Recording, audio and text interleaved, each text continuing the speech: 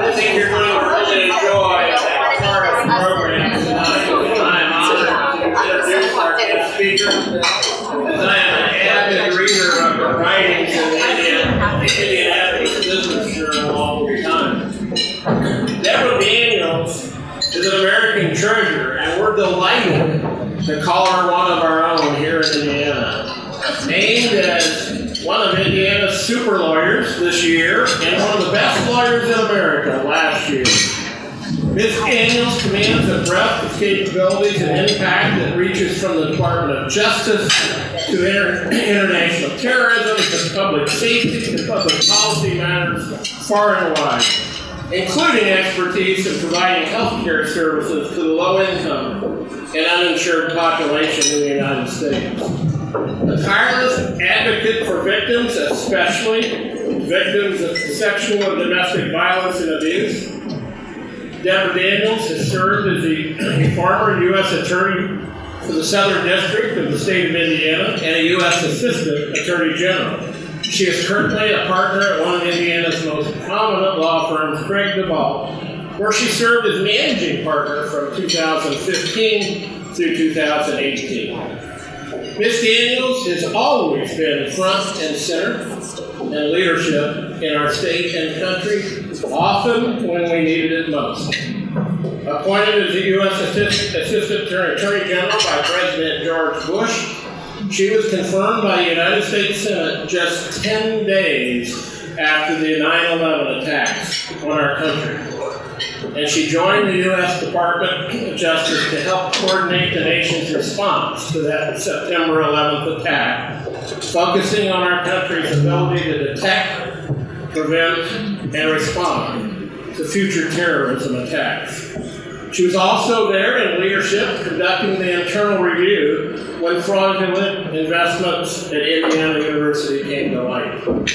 And she's there just in the past few weeks encouraging good governance in our public institutions and lifting up great Indiana statesmen like Richard Lugar and Dan Coates, while calling out politicians whose words and actions incite racial and religious hatred and public discord. A prolific writer on many issues here in Indiana, you will see Deb Daniels speaking out on women's issues far and wide, as she recently did this past month on the treatment of the U.S. women's soccer team by the U.S. Soccer Federation, pointing out that the women's soccer players make 38% of what the men's soccer players earn, while generating more revenue, more profit, winning 8 world championships, 4 Olympic gold medals, while doing the exact same job as the men. And as often the case in her writings, Deb Daniels provides that good old-fashioned Hoosier common sense that the rest of the country and the rest of the world will benefit from.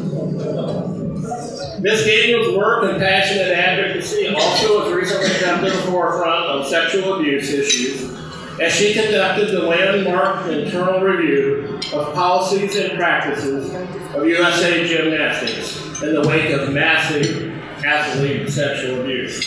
Her recommendations for major change in governance and culture have become the playbook for future good governance. A true Indiana icon, a defender of victims everywhere, a provider of common sense solutions to some of Indiana's thorniest problems, please welcome the Honorable Deborah Daniels.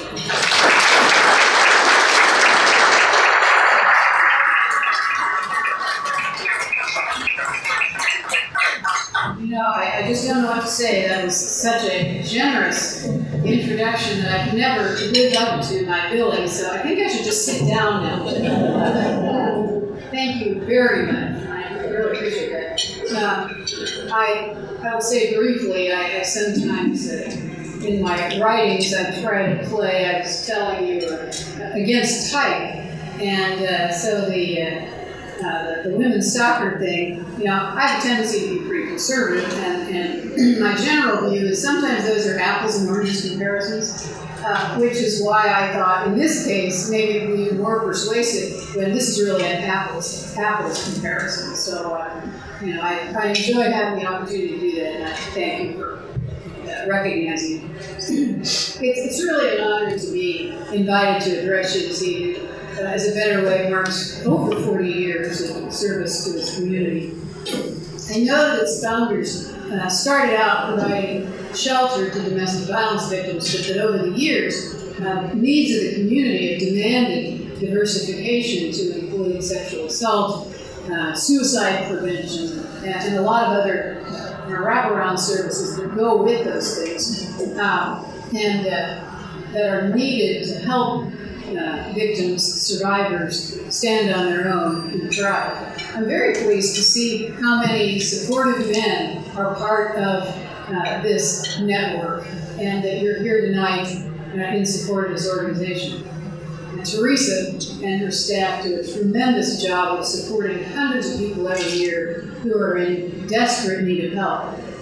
But while significant inroads have been made over the years to reduce domestic violence and sexual assault, the work they do is needed now, perhaps more than ever, as is your support of their efforts.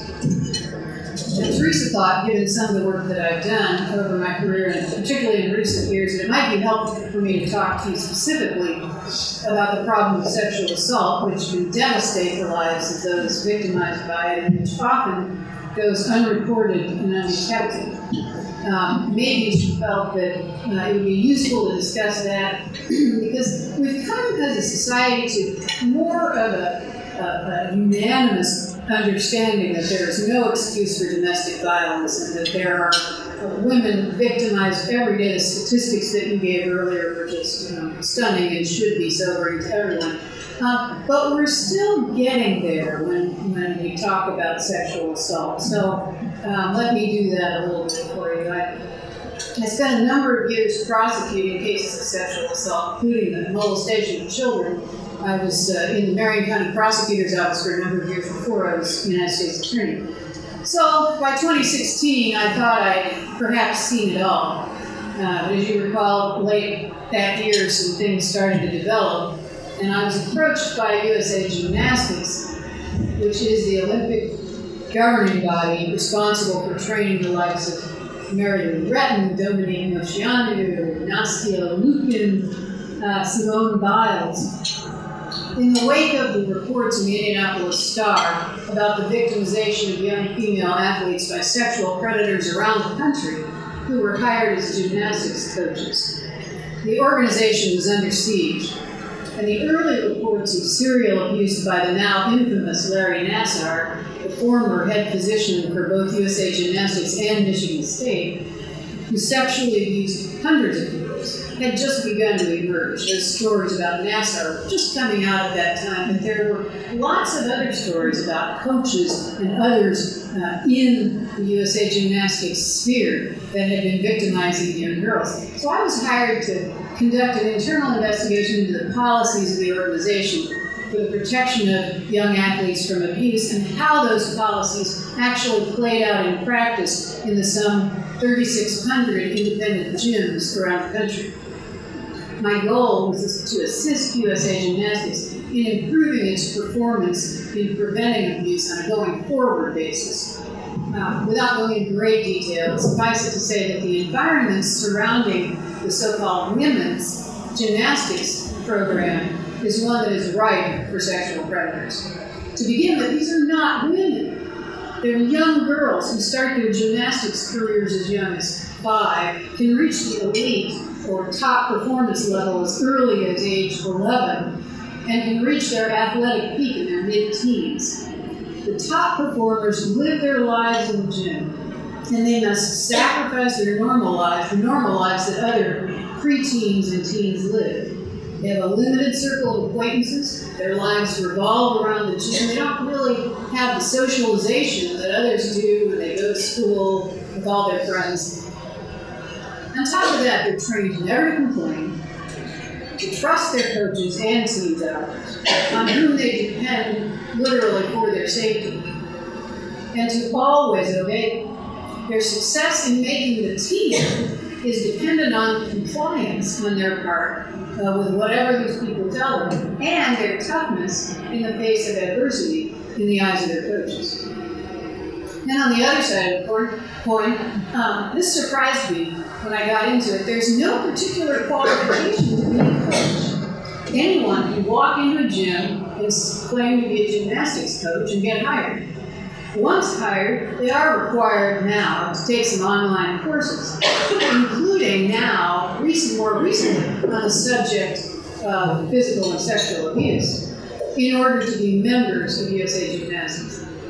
And in order to coach an athlete that is going to compete in any of the USA Gymnastics events, you have to be a member. So there are certain requirements. But there's no required training in child physical and emotional development. And for a long time, there was no training in what might constitute emotionally abusive behavior. Criminal background checks are mandatory. But while this is critically important and necessary, a background check only detects those who've been convicted of a crime, which is the vast minority of abusers. So we have to keep in mind that conducting a background check is critical, but it's only a first step in the protection of athletes or other potential victims of a predator. It is not a panacea. So this set of circumstances creates the ultimate power imbalance. We have very young girls at an age where they're desperate for the approval of adults, required to obey and not complain, no matter what pain they may be experiencing. Totally reliant on their coaches and their doctors. The coaches, doctors, and others in authority are practically like gods in the eyes of these athletes. Think about what those women said about Larry Nassar and how highly he was regarded. And it must be right because it was Larry Nassar. So they're totally dependent on these adults for their advancement in the field of competition. They have sacrificed everything in the interest of succeeding at their dream, as have their parents. The coaches have ultimate power over them. In the wrong hands, this power will lead to the worst kind of abuse. Now, I want to make it clear that the vast majority of coaches are really caring people who are doing the right thing for the athletes, but it's a perfect environment for a predator. Before USA Gymnastics began to implement the reforms my team eventually recommended, and in some cases, which the U.S. Congress has now mandated, there was not even a requirement that members of the organization, such as coaches or gym owners, must report suspected child abuse to the police. They would say, well, look at the laws in your state. If you're required to report. You know, we encourage you to report if you're required to report. It's like, really?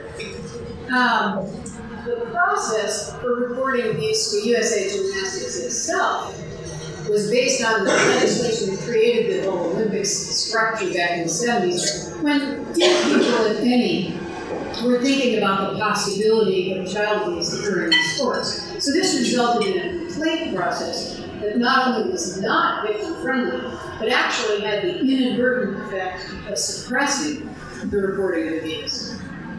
Were those who ran USA Gymnastics necessarily bad people? Well, they didn't think they were. No,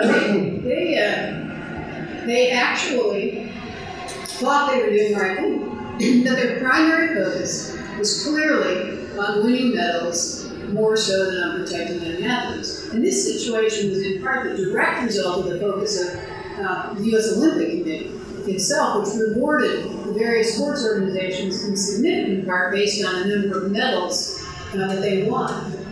And this did little, if anything, to encourage the reporting of abuse. The U.S. Olympic Committee is under scrutiny now, too, for its failures in this regard. My team made 70 total recommendations for change, insisting that nothing less than a complete cultural shift was needed in the organization. They needed to focus on athlete safety first, not medals. But I also firmly believe this is not a binary choice. If you take good care of your athletes and you protect them, they'll perform well and the medals will follow.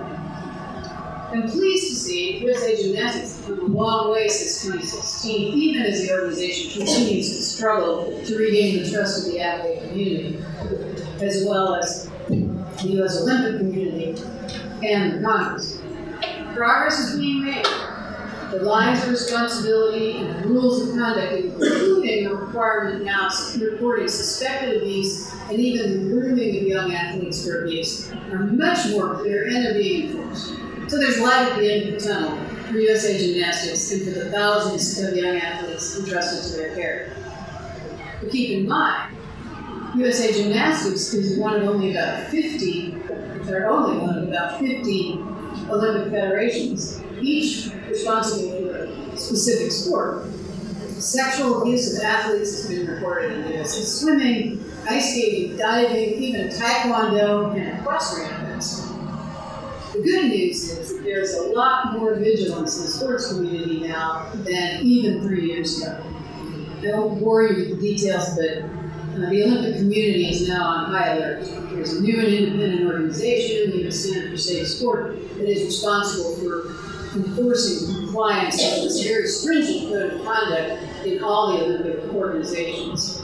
And the U.S. Olympic Committee, now it's called the U.S. Olympic and Paralympic Committee, is being pushed in the direction of enforcing compliance among these federations as well. So, while much more needs to be done, progress is being made, luckily, on behalf of all the talented young athletes around the country. Now, while this is all very compelling, the abuse of athletes is the type of tragedy that most of you, unless you have a budding Olympian in your family, think will never touch your life. And while you're all here because you strongly support the work of A Better Way, you don't anticipate that the kind of work that they do will have any relationship to anything you might personally encounter. But let's spend the rest of this evening talking about something that might. It's impossible to have lived through 2018 and 2019 without exposure to the Me Too movement. Beginning with a few brave women who summoned up the courage to put names and faces to workplace harassment. The movement has snowballed into a virtual avalanche of accusations related to powerful people, mostly men, who have engaged in workplace sexual harassment. Increasingly, the environment in which workplace harassment has been permitted to flourish is not unlike the environment within Olympic sports, such as women's gymnastics, swimming, and ice skating. Vulnerable lower-level employees, generally but not always women, are at the mercy of alpha personalities with a great deal of power. Again, the ultimate power imbalance. Left unchecked, these powerful alphas sometimes require compliance with sexual demands as a condition of employment or promotion. And they can go for years undetected or just undeterred. In many cases, abuse actually may be undetected, but in many others, it's a very poorly kept secret. Everyone knew about Harvey Weinstein, for example. Although I think we were all surprised when some major stars, Ashley Judd, Salma Hayek, Angelina Jolie, Kate Blanchett, reported having been abused by her.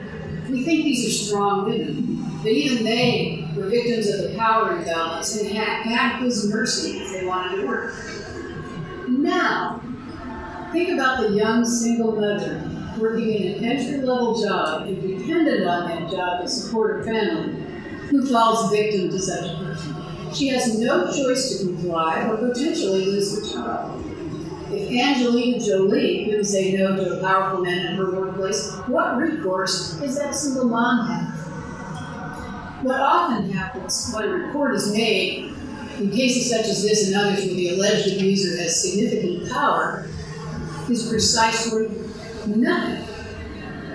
Let's step away from Hollywood and media moguls we've heard so much about. What about the day-to-day workplace with which most of us are more familiar? What happens when abuse takes place there? Well, too often the alpha personality also makes a person the top performer in the job. The confidence, take-charge attitude, the high achiever mentality are all valued in our professions. Heaven knows they're valued in the legal profession. And the alpha personality, alphas are not all bad. let me say that. But this kind of personality with its accompanying high degree of self-confidence can lead the alpha to assume that the other party wants what he wants. A self-delusion that no matter what she says, she desires his attention. Many times, businesses don't, this is a hard part, businesses don't want to dismiss someone who is largely responsible for the business's success. So think about my profession, the legal profession. The alpha personality is generally going to be a top producer, generating significant fees that make the firm as a whole successful. And as a partner, I want him to do that. And he is a partner in the firm, which means he's a part owner. So that makes it doubly difficult to get rid of him, even if the firm leadership wants to. I want to make it clear that I have not seen this kind of activity in my life. But I have read stories in law publications about big revenue producers avoiding penalties and then moving from firm to firm in today's very competitive environment without any indication to the new firm that the individual is a sexual predator, thus potentially victimizing a whole new group of people. I spoke last year to a group of federal attorneys and agents in Indianapolis, organized by the U.S. Attorney's Office. They hold a forum on a regular basis on some topic of interest. They call it the Executive Women's Forum, but they invite men. And so it's a broad, mixed crowd. And I spoke on this topic at their request. In preparation for my remarks, I did a little research. I was surprised to discover that both the U.S. House Oversight and Government Reform Committee and the Department of Justice's Inspector General had conducted investigations in recent years into sexual harassment within federal agencies and had found some disturbing things. Specifically, the Justice Department Inspector General's report indicated that a certain division of the department in Washington was, at least as of a few years ago, at best inconsistent in its handling of misconduct allegations, especially for high-performing employees. Not only that, some high performers received performance awards even while they were under investigation for sexual harassment or misconduct investigations, or even after having been found responsible in those matters and subjected to disciplinary action. In one case, this was just horrifying to me.